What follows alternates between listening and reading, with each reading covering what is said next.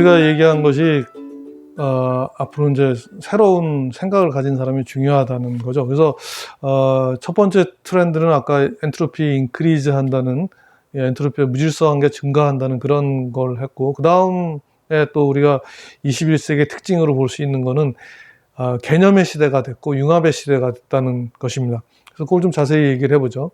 그래서 제일 왼쪽에 석기 시대가 있고, 그 다음에 농경사회가 있고요. 그 다음에 산업시대가 있고, 그 다음에 정보화 시대가 있고, 그 다음 시대가 뭐냐? 이렇게 얘기할 때 여러 가지 얘기가 있지만, 컨셉츄얼 에이지, 즉 개념의 시대라는 얘기가 많습니다.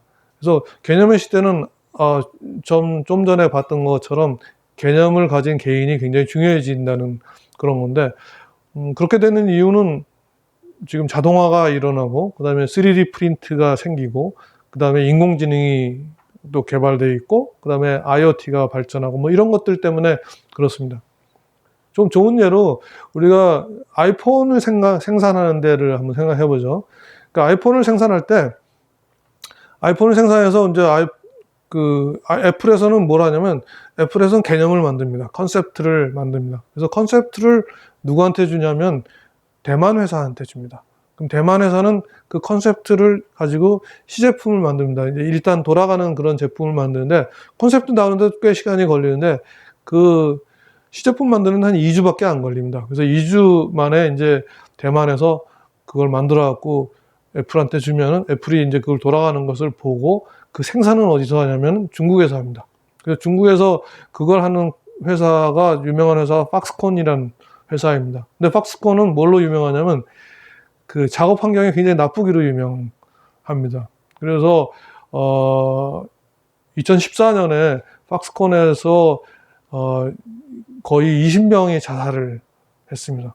왜냐하면 거기는 굉장히 그 근무 환경이 안 좋은 거예요. 하루에 열 몇 시간씩 일을 하고 기숙사에 있고, 그 다음에 화장실 가는 시간도 아까워서 물도 잘 안 먹이고 이런 식으로 일을 하게 돼 있습니다. 그게 이제 우리나라도 옛날에 그랬습니다. 옛날에 전태일이 그 분신을 한 이유도 굉장히 노동 환경이 안 좋아서 그랬었던 거거든요. 근데 애플이 그런 일들을 하고 있습니다.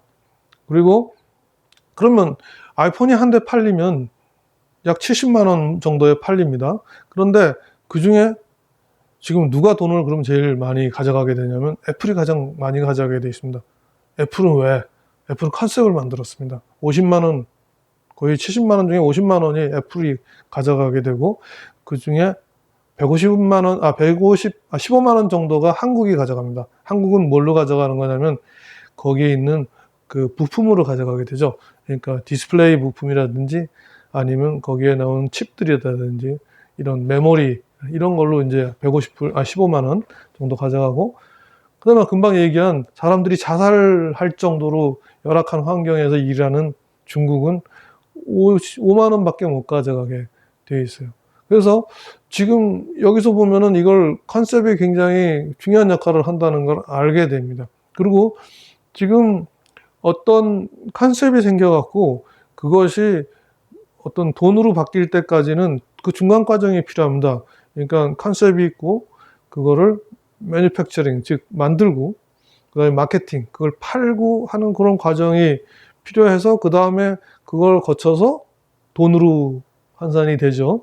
그런데 지금은 어떻게 되고 있냐면 이 중간 과정이 계속 없어지는 거 있습니다. 중간 과정이, 매니팩처링은 어떻게 해서 없어지냐면 3D 프린트가 더 많이 발전한다거나 아니면 자동화가 더 됨으로써 중간 과정에 들어가는 돈이 굉장히 줄어들게 돼 있고, 마케팅도 마찬가지죠. 마케팅도 옛날에는 홍보회사가 있는 어떤 회사만 마케팅을 할 수 있었는데 지금은 인터넷을 통해서 아무나 마케팅을 할 수 있게 돼 있습니다. 그래갖고 지금은 여러분들 그런 예도 봤는지 모르지만 전 그걸 눈여겨봤는데, 그 고등학생이 1년에 30억 매출을 올리는 청바지 사업을 하고 있다고 그래요.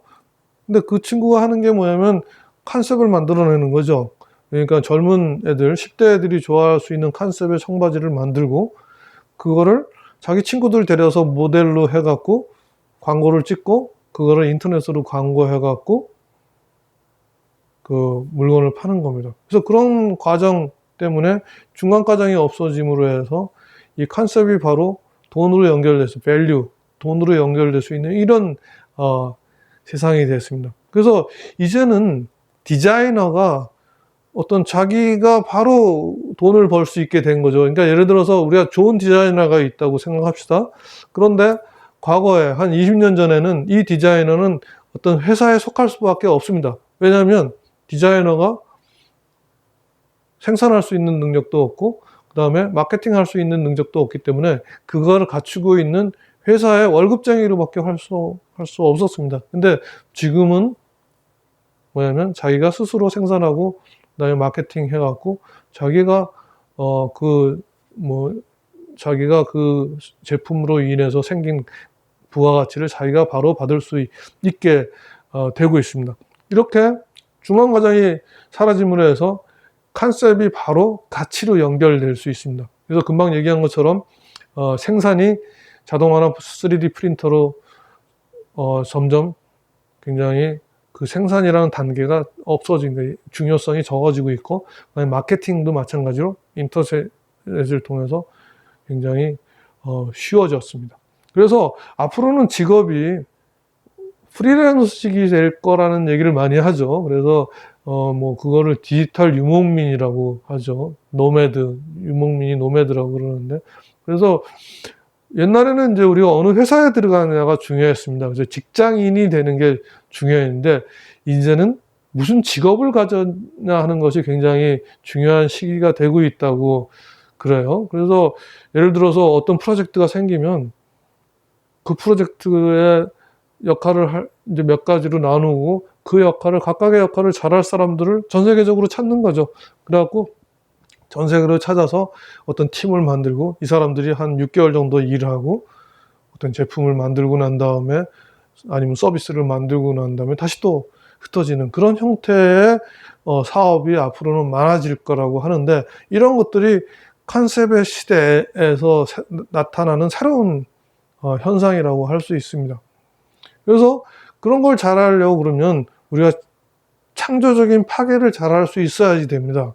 즉 뭐냐면 자기 뇌를 잘 써서 뭔가 해야지 되는 거죠. 재밌는 예가 이제 여기 두 가지가 있는데, 여기에 존 헨리라는 사람을 제가 예를 들었는데, 존 헨리는 어떤 사람이냐면 그 증기기관이 나왔을 때 이 존 헨리는 어떤 사람이었냐면 그 굉장히 체력이 좋아갖고 그 땅을 잘 파는 사람이었어요. 근데 땅을 잘 파는 사람이었는데 증기기관을 이용한 땅 파는 기계가 만들어진 겁니다. 그래갖고 존 헨리는 굉장히 땅을 사람으로서 잘 파니까 그걸 시합을 붙여봤어요. 그래서 증기기관으로 만든 땅 파는 기계하고 존 헨리하고 시합을 했는데 비겼어요. 근데 비겼는데 20세기 초반이었습니다. 존 헨리는 며칠 있다 죽었습니다. 너무 지쳐갖고. 그래서 그런 새로운 변화에 적응 못하는 사람의 어떤 좋은 예라 그럴까요? 하여튼 뭐 어떤 예가 돼서 미국 우표 중에 존 헨리가 나오는 우표가 있습니다. 그래서 그 우표를 낸 이유는 뭐냐면 미국이 항상 창조적인 파괴를 계속 해나가자는 그런 뜻입니다. 그래서 뇌를 이용하는 사람이 돼야지 된다는 게 지금 바뀌고 있는 거예요. 그래서 그것 중에 또 멍게가 있습니다. 멍게, 우리도 멍게들 잘 먹겠지만 새끼 멍게는 꼭 물고기처럼 이렇게 왔다 갔다 할 수 있습니다. 그런데 새끼 멍게가 이제 어디에 안식처를 찾으면은 이제 그 바위에 붙어갖고 멍게가 되는 거죠. 우리가 먹는 멍게가. 그런데 바위에 붙게 되면은 자기 뇌를 먹어치웁니다. 그러니까 뇌가 줄어듭니다. 그래갖고 뇌가 없어지죠. 그래서 멍게는 뇌가 거의 없습니다. 근데 새끼 멍게는 뇌가 있는 거죠. 이게 뭘 나타나냐면 여러분들이 너무 현실에 안주하는 사람이 되면 안 된다는 거죠. 현실에 안주하는 사람이 돼갖고 뇌를 사용하지 않는 그런 사람이 되면은 앞으로 21세기에서는 굉장히 삶이 이렇게 행복하지는 않을 겁니다. 그래서 뇌는 사실은 그냥 생리적인 것만 생각하면 뇌는 굉장히 비효율적인 기관입니다. 우리 몸의 무게로는 5%밖에 안 되는데 에너지는 20%를 쓰게 돼요. 그래서 여러분들 공부 좀 많이 하면은 배고프죠, 그죠? 그 배고픈 이유가 그렇습니다. 뇌가 굉장히 에너지를 많이 사용하기 때문이고, 그래서 여러분들도 뇌로 에너지를 많이 사용하는 그런 사람들이 되길 바랍니다. 근데 그거를 하는 데 있어서 그 뇌가 가장 많이 필요한 것이 이제 앞으로는 컴퓨터가 잘 못하는 걸 하는 것이 뇌를 많이 쓰는 일입니다. 그래서 컴퓨터는 뭘 잘하는데 컴퓨터 잘 못하는 것들이 있습니다. 예를 들자면 컴퓨터는 보랏빛 소를 생각할 수 없다고 그래요. 사람은 보랏빛 소를 생각할 수 있는데, 이런 식으로 뭐냐면 컴퓨터는 이미 있는 것들을 잘 하는데 사람들은 컴퓨터보다 잘 우수한 면은 데이터베이스에 아무것도 없는 그런 새로운 것들을 해내는 것이 컴퓨터가 우리 사람이 잘할 수 있는 일이고, 그것이 중요해지는 시기로 지금 바뀌고 있습니다. 그래서 좋은 예로는 이제 페이스북이 인스타그램을 샀습니다. 여러분들 인스타그램 하시는 분들도 있을 텐데, 여러분들 그러니까 그림을 올리고 뭐 이런 사진이나 이런 걸 올리는 거죠. 근데 그 인스타그램 회사에 몇 명이냐면 1조 원을 샀을 때 그 직원이 13명이었습니다. 그러니까 13명이 1조 원을 나눈 거죠. 나눠서. 그러니까 여러분들도 뇌를 잘 써서 그런 페이스북이 1조 원에 살 수 있는 그런 회사가 그런 회사도 만들 수 있는 그런 사람이 되길 바랍니다. 근데 여기서 그러면 페이스북은 왜 샀느냐 하면은 그 사람들의 뇌가 중요한 거죠.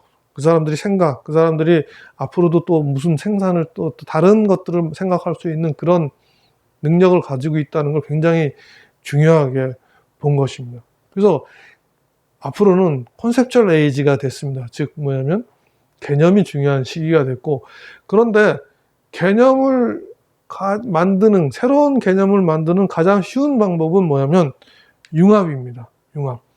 현재 융합을 함으로써 새로운 제품이 굉장히 만들어지고 있습니다. 여기 처음에 이제 옛날 제품들을 보죠. 기계공학 제품인 자동차가 있고, 건축학의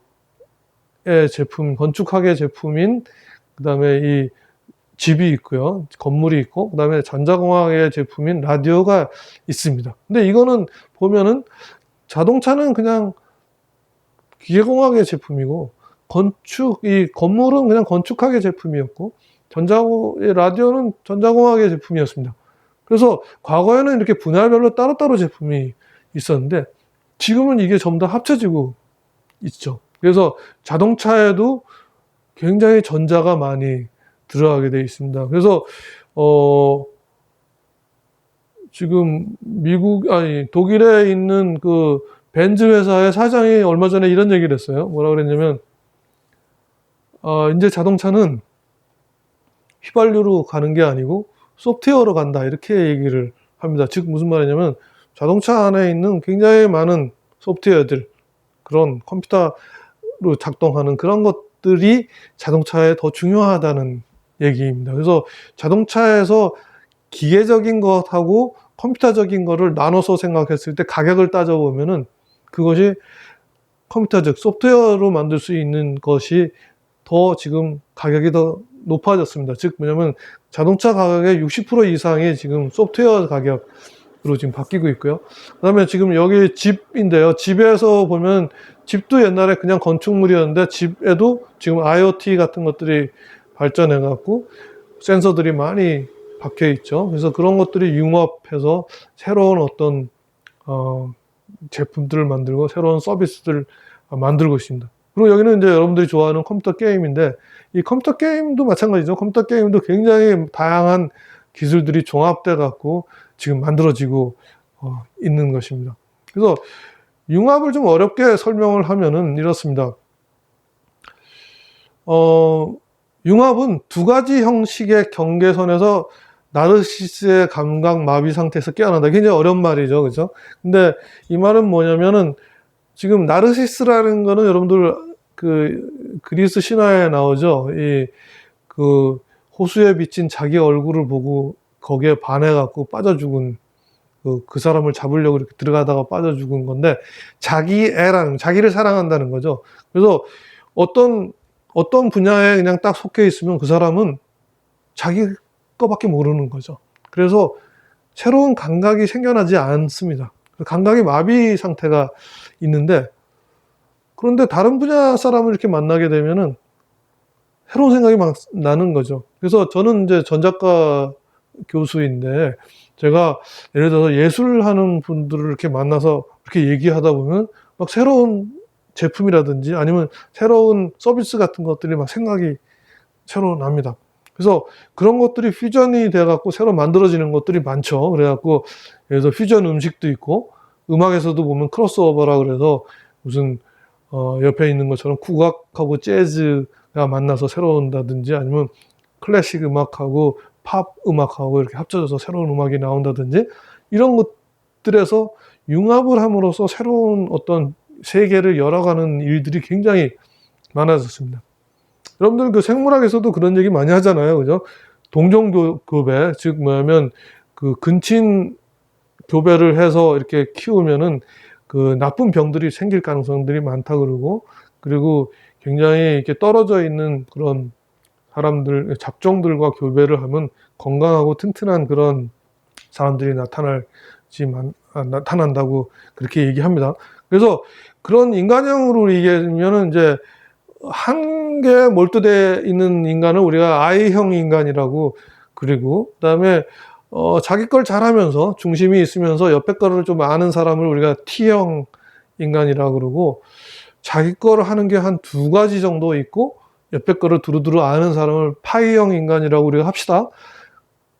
근데 우리나라 지금 선진국에 진입하면서 한국인들한테는 점점 더 파이형 인간을 요구하는 시대가 되고 있어서, 요즘 각 대학에서 보면은 이런 그 융합을 하는 학과라든지 아니면 융합하는 그런 프로그램들이 많이 만들어지고 있는 것이, 우리나라가 지금 그런 게 필요하기 때문입니다. 세계적으로도 필요하지만 한국은 특히 그렇습니다. 왜냐하면 한국은 과거에 이제 후진국에서 선진국으로 넘어갔는데, 후진국일 때는 어땠냐면 어떤 주어진 일을 그냥 열심히 하기만 하면 되는데, 선진국이 될수록 자기가 일을 생각해내야 됩니다.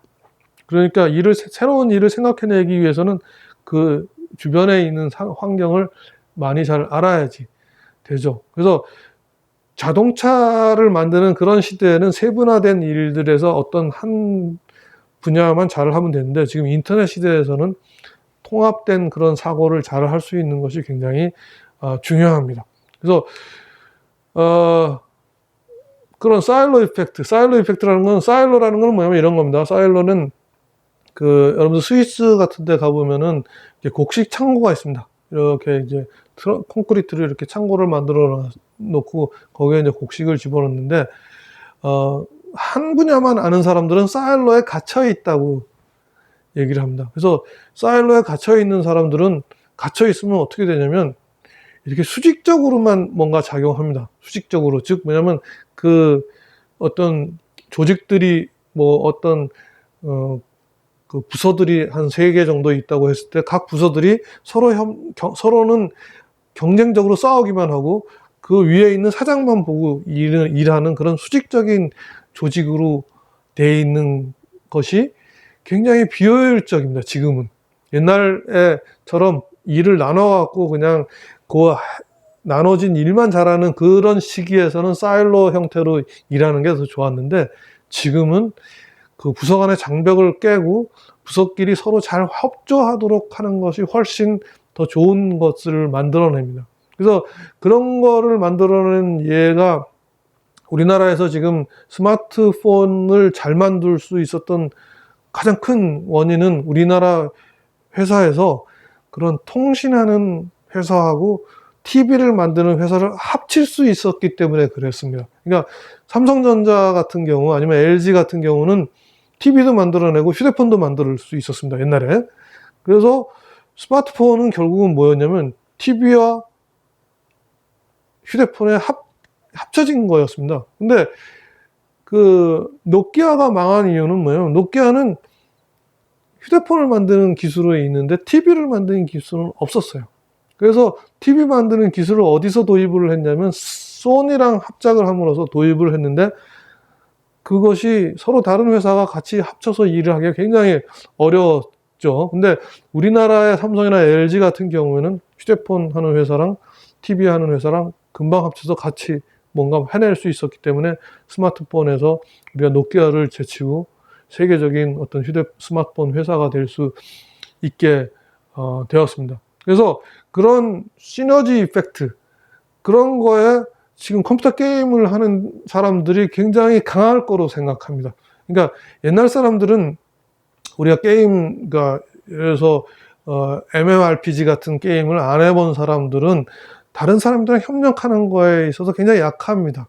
그런데 인간은 본능적으로 그렇게 되어 있습니다. 서로 협조하지 않게 되어 있는데, MMORPG를 많이 해본 사람들은 내가 어떤 기여를 하고 저쪽에서 어떤 도움을 받을 수 있다는 것을 굉장히 잘 알고 있고, 그런 것들이 굉장히 앞으로 좋은 효과를 낼 수 있을 거라는 생각을 많이 할 수 있죠.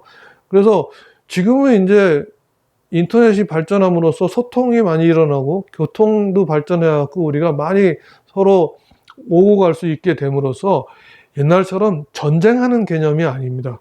경쟁하는 국가가 전쟁하는 개념이 아니고 서로 협력해갖고 경제를 일으키는 쪽으로 지금 나라가 발전하고 있고, 그렇게 됨으로써 평화적인 세계 평화가 올 수 있는, 제가 세계 평화까지 얘기해서 좀 그렇습니다만, 인도하고 파키스탄이 굉장히 싸우는 나라였습니다. 서로 경쟁적인 나라였고 1960년도만 해도 인도가 파키스탄을 공격해하고 어떤 지방을 뺏어가고 이랬으니까 서로 굉장히 앙숙인 나라였고, 인도가 핵무기를 개발하니까 파키스탄도 핵무기를 개발하는 그런 관계의 나라였는데, 지금은 서로 싸우지 않는 나라가 됐는데 어떻게 됐냐면, 인도에 있는 기술, 인도에 공장이 있고 파키스탄인들이 굉장히 많이 가서 거기서 일을 하게 되고, 그렇게 그다음에 또 인도 사람들이 그 기술을 가지고 파키스탄에 공장을 많이 세워서 뭐를 생산을 많이 하고 함으로써 서로 싸울 수 없는 나라가 돼버렸어요. 그러니까 서로 싸우게 되면 너무 손해인